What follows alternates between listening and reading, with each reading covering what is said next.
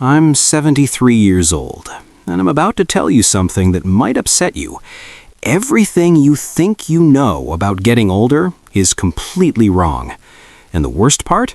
The people who should be telling you this, your parents, your teachers, society, they're either lying to you or they don't know themselves. You see, I spent the first 50 years of my life believing the same lies you probably believe right now. I thought I had it all figured out.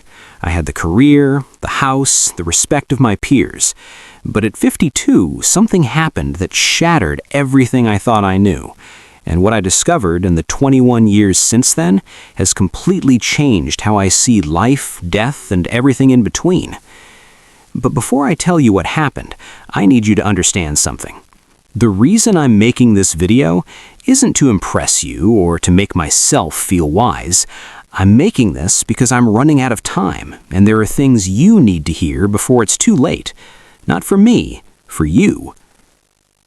At 52, I had what doctors call a cardiac event. That's a fancy way of saying my heart tried to kill me. I was in a meeting discussing quarterly projections when suddenly the room started spinning. The next thing I remember is waking up in a hospital bed with tubes coming out of my arms and my wife crying in the corner. The doctors said I was lucky. Lucky. I had just come face to face with my own mortality and they called it luck. But you know what? They were right.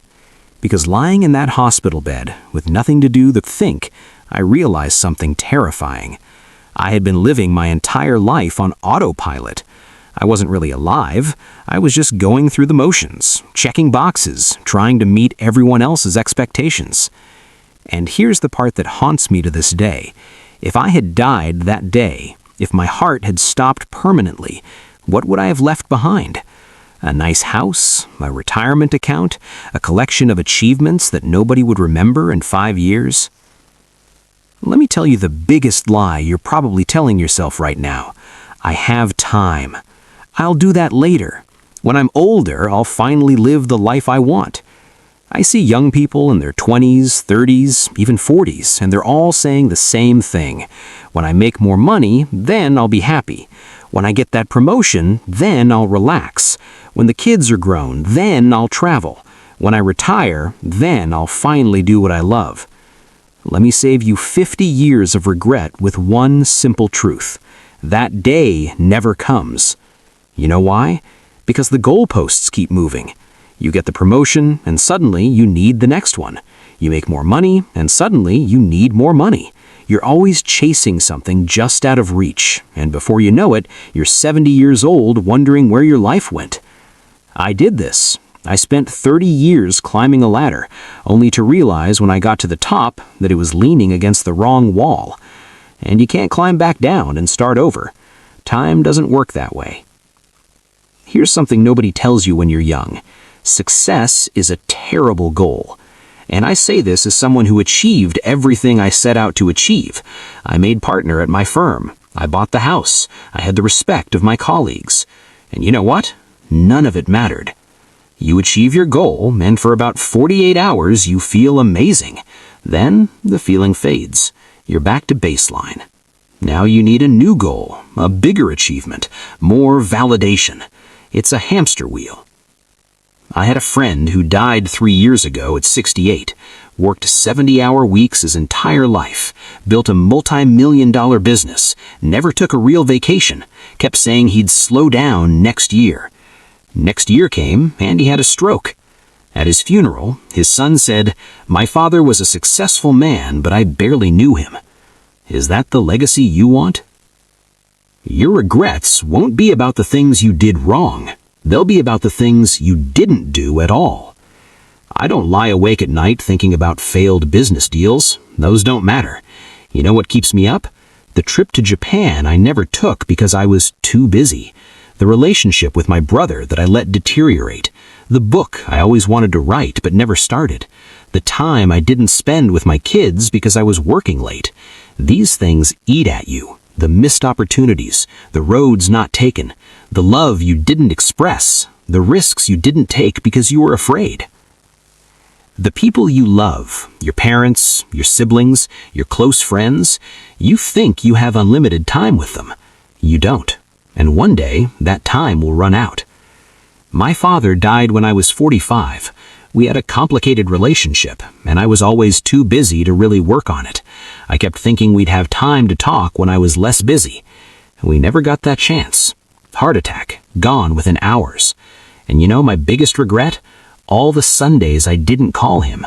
All the times I was too tired to drive over for dinner. All the little moments I let slip away. There won't always be more. After my heart attack, I made big changes. Stepped back from work, started saying no to things that didn't matter, started saying yes to things I had put off for decades.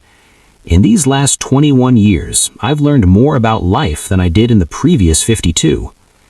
What matters is embarrassingly simple. Time with people you love, work that feels meaningful to you, experiencing things, not owning things, creating memories, being present. I know it sounds simple. When I was your age, I would have rolled my eyes. Sure, but I have bills to pay. And yes, you do. I'm not saying quit your job. I'm saying don't sacrifice what matters for what doesn't. Here's a question I want you to ask yourself, and I want you to answer it honestly. If you died tomorrow, would you be satisfied with the life you've lived so far? Not would people be impressed by your eulogy, not did you achieve enough, just would you be satisfied? If the answer is no, then what are you waiting for? What are you doing with your time that's so important that you're willing to gamble your one precious life on it? I'm 73 years old. If I'm lucky, maybe 10 or 15 more years, maybe 20 if blessed, probably less. And I'm okay with that, because these last 21 years have been the richest of my life. Not because I made more money, because I finally started living intentionally, appreciating every day, prioritizing what matters.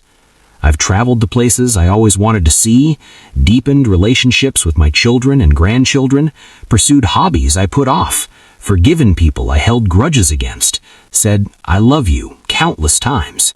I'm happier now at 73 with less time ahead than I was at 30 when I thought I had all the time in the world. That's the irony. When you understand time is limited, you start to actually live. You stop wasting it. You stop postponing joy. You start creating the right time. You have a choice right now, today. Keep living the way you're living, chasing success, putting off happiness, telling yourself, "I'll make time later." Or wake up, realize time is running out faster than you think, and the life you're waiting to live needs to start now. I can't make this choice for you, but I can tell you, you don't want to be 73 looking back wishing you made different choices. Don't waste 52 years figuring this out. Learn from my mistakes.